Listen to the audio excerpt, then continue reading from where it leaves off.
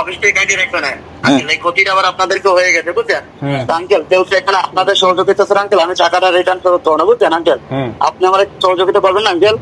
এখন যদি আপনাদের নগদ হেড অফিস থেকে কল দিয়ে বুঝছেন আঙ্কেল, আপনাদের সাথে কথা বলে আপনাদের যে নগদ অ্যাকাউন্টের লেনদেনটা যদি চালু করে দেয়, চালু করে দিয়ে আমার যে 15,300 টাকা এই টাকাটা আপনি যদি ব্যালেন্সে জমা করে দিলে আপনি দেখে ফেরত দিতে পারবেন আঙ্কেল।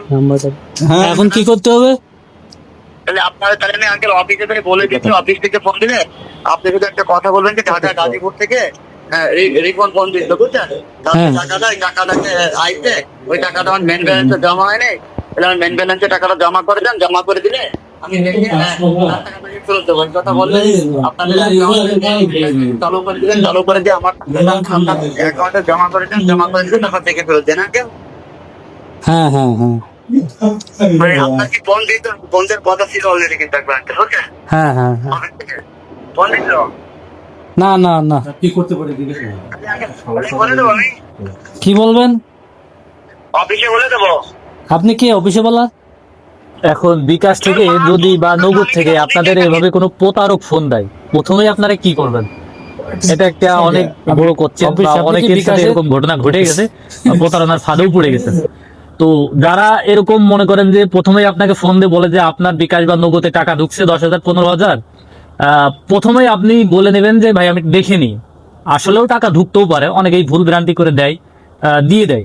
দেখা যাচ্ছে যে 5-এর জায়গায় 6 হয়েছে বা 9-এর জায়গায় 6 হয়েছে বা 3-এর জায়গায় 6 হয়েছে, এরকম দিয়ে দেয়। তো এই ক্ষেত্রে আপনি প্রথমেই বলবেন যে ভাই আমি দেখিনি আমার টাকাটা আসলে ঢুকছে কিনা। আপনি ব্যালেন্সটা চেক করে যদি না ঢোকে তাহলে 100% বুঝে নেবেন আপনি প্রতারকের ফাঁদে পড়ছেন।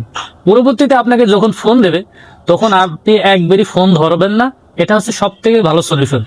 আর যদি আপনি ফোন ধরেও কথা বলেন, দেখা যাচ্ছে আপনাকে যদি ট্রাফিক ফেলেও দেয়, তাহলে আপনি কখনোই ওদের কাছে পিন শেয়ার করবেন না। আপনাকে বলা হবে যে বিকাশ বা নগদের অফিস থেকে ফোন দিয়ে টাকা আটকে গেছে, যার কারণে আপনাকে টাকা আটকে যার কারণে আপনাকে একটু সহযোগিতা করতে হবে। আপনি পিন যদি না দেন আপনার বিকাশ একবারই বন্ধ হয়ে যেতে পারে, চিরতরে আর বিকাশই পাবেন না, আপনার টাকাও মার যাবে, এই টাকাটাও পাবেন না।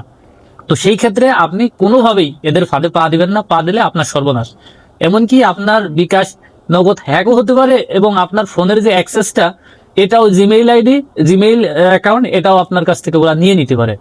তো এই ক্ষেত্রে আপনাদের ফোন দিলে আপনারা অবশ্যই দেখে শুনে যাচাই বাছাই করে তাদের সাথে কথা বলবেন। আমি আর কলিগ এই ঘটনাটা ঘটছে কালকে আমার কলিগের সাথে, তো তাৎক্ষণিকভাবে আমি বুঝে ফেলেছি প্রতারক। তো ফোনটা আমি কথা বলার শেষে ও আসলে আমি বাজাচ্ছিলাম ও কিরকম কতক্ষণ কথা বলে, তো লাস্ট পর্যায়ে ও বুঝে ফেলে আমাকে একটু গালিগালাজ করে ফোনটা কেটে দিয়েছে। তো এইভাবে প্রতারক থেকে সাবধান। আর ভিডিওটা অবশ্যই পারলে শেয়ার করে দিবেন, সবার দেখার সুযোগ করে দিবেন।